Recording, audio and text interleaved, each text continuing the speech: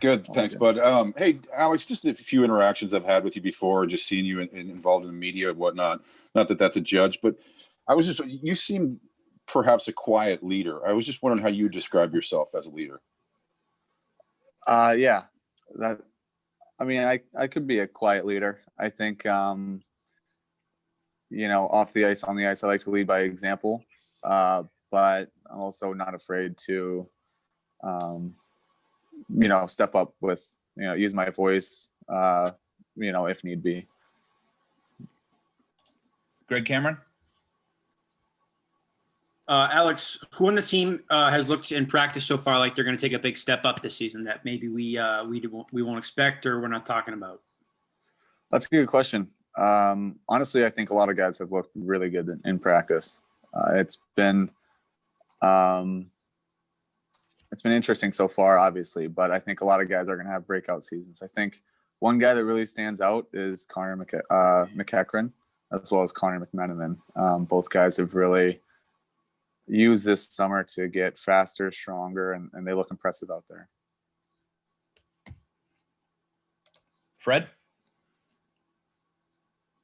Hey, Alex. I wonder if you could walk me through kind of your spring and summer and the whole 7 or 8 months or what it's been like.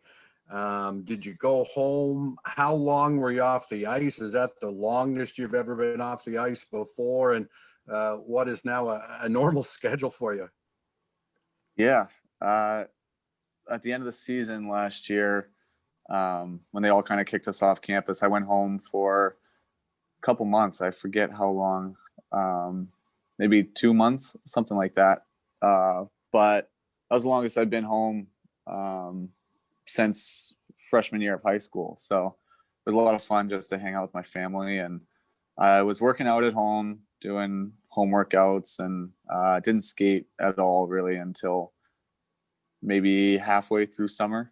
So it was definitely a long time. I'm used to normally only taking maybe 2 weeks off at the max. And so I felt very rusty getting back on the ice. I was a little nervous, but after that, I was in Connecticut for another 2 months before coming back to school. So just training there.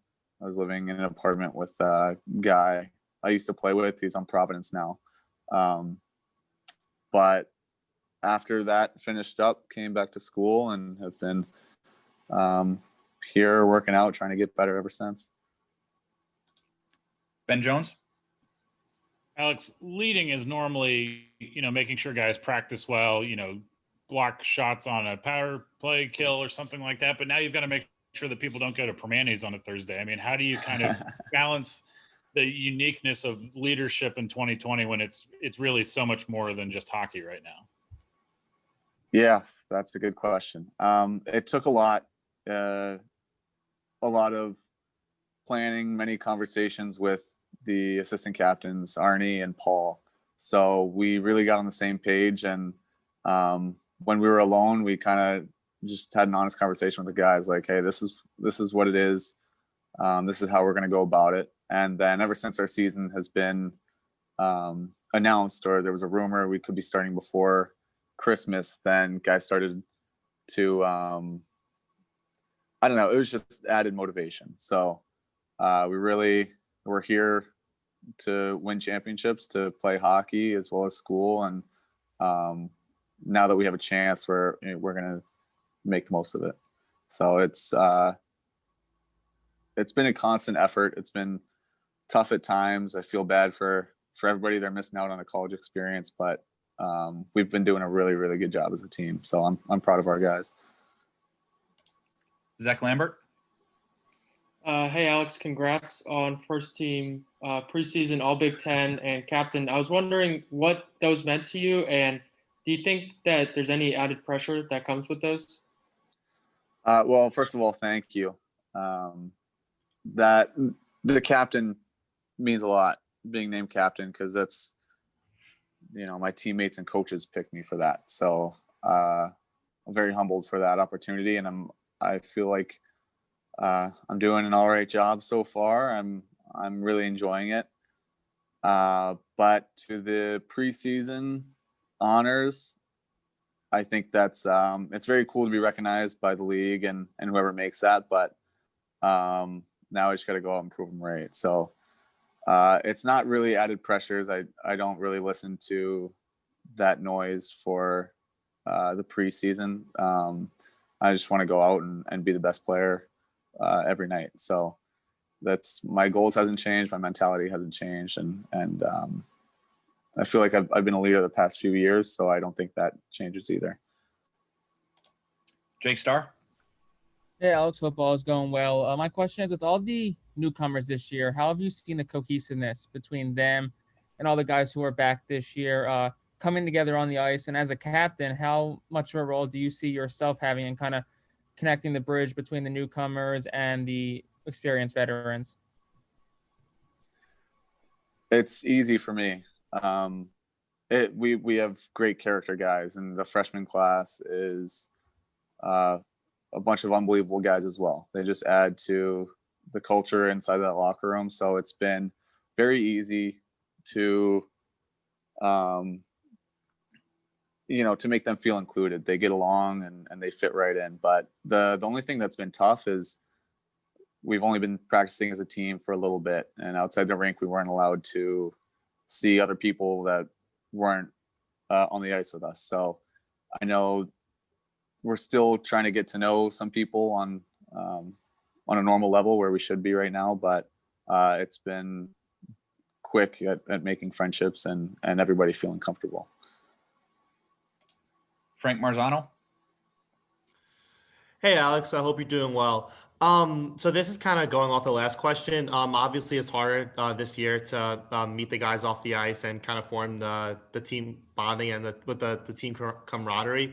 How have you guys tried to get to know each other, whether it's through Zoom or have you guys even been able to see each other in person off the ice? Yeah, we've held multiple Zooms starting throughout the summer, where it was just kind of I would have stuff to say, so I'd lead it, and then after I was done with my stuff, we'd stay and hang out and talk. So, or for the guys who had time to do that, so kind of like a coffee hour with that. But ever since we got here, we've been trying to get different groups together as we can with the rules and everything and COVID. But it's been good so far. I think where we're really coming together is on the ice. So and now with the road trip coming up, so hopefully we can spend a little more time together. But it's all right now following the rules, making sure that we can play November 19th. Mark Wogenrich. Alex, thanks. Appreciate your time today. In talking to football players, one thing they were able to do in like August and September was go outside, to a local high school football field and throw around. What's your substitute? Golf. I think every single player on our team, except for maybe two of them, got the White Pass course, the fall pass at the Penn State golf course. So I know in the beginning when we weren't really skating too much, we were there every day. So it's been a lot of fun having friendly competitions with those guys, and that's definitely where we spent most of our time. Greg Cameron.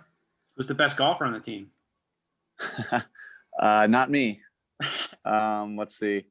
I think Sam Sternshine probably is up there. Evan Bell, Will Holt Forster. I don't know. It's all about, how's everybody feeling on that day, I guess. But those are some of the top guys. On a related note, what is one skill or hobby you picked up or dusted off in the extended off season? Same answer, golf, I guess. That and I tried to start playing guitar. That didn't pan out so well. I might try to pick that up next semester or something. But yeah, I'd say the big one would be golf. I've really enjoyed getting back into that and making my way into a better player there. David Eckert. Hey, Alex, how you doing? Good. How are you? Doing good, thanks. Is there even if it's really small, is there something that you can do to make this feel a little bit more normal for everybody? Kind of in your position as captain there. Yeah, that's something we've been like a battle, I guess. It's been a battle, but just getting together with different guys, going out to breakfast with them, just trying to catch up, I guess, really, as well as I don't know, now on the ice and now that we have a season, things really start to feel normal again. At least at the rink, there's all these different hoops we got to jump through, but the fact that we're practicing together as a team and we're back into that normal practice workout routine on a weekly basis, it really feels like a normal school year as much as it can. Dan Kelly?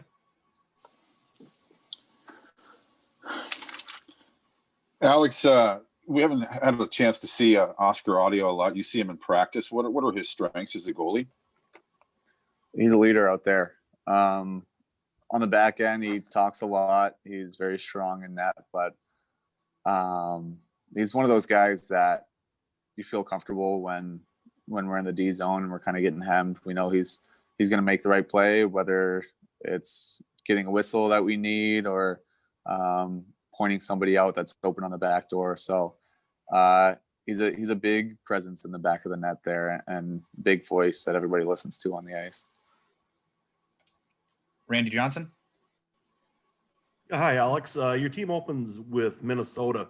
Where do the Gophers rank among your rivals? Is that one that your team really gets up for? Absolutely. I think with the history ever since I've been here, it's been a fun battle. I don't think they like us too much with how last season ended. So I know they're going to want their revenge, but especially with how they're looking this year and they're returning the same team, I know that our guys are really up for the challenge and we want to beat them in Minnesota. So it's fun to start out with them for sure. Zach Lambert? So I know you said you don't listen to outside noise, but there's such a disparity in where you guys are ranked in the coaches poll and the national poll. Did you address that with your team at all? And how do the rest of the guys feel about that?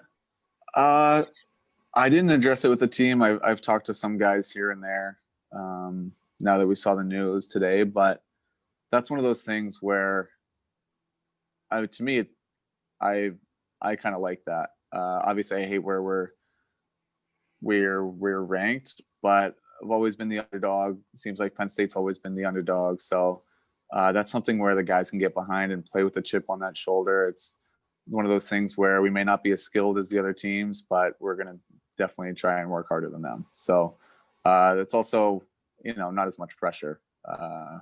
So we are going out. We got nothing to lose. We're just trying to win and score. David Eckert? Yeah, Alex, something Guy said previously was that he was going to try to keep things as simple as he can for you guys from like a scheme perspective, not adding too much. I guess from a player's point of view, what does that look like? How does that kind of work? What does simple mean, I guess, short terms? Simple, first of all, just trying to get everybody on the same page. It's definitely different. We're in 2 locker rooms and we're having pre-practice meeting on Zoom. So I think that by just trying to get everybody on the same page by the first game, not too much has changed from last year's game plan. There's a couple differences where we're making improvements and stuff like that, but it's not a brand new playbook here that we have to learn in just a few weeks. So it's making sure the old guys know what they're doing still and so that they're putting us in a position to help out the new guys when they have a question. Time for a few more questions for Alex. Frank Marzano? How are the 2 locker rooms broken up? By roommates. So they did it in the beginning of the year. So it's no plan there. It's just kind of all right, these guys have 3 here, so we'll put them here and until that fills up, and then we'll put the rest of the guys over here. So pretty random.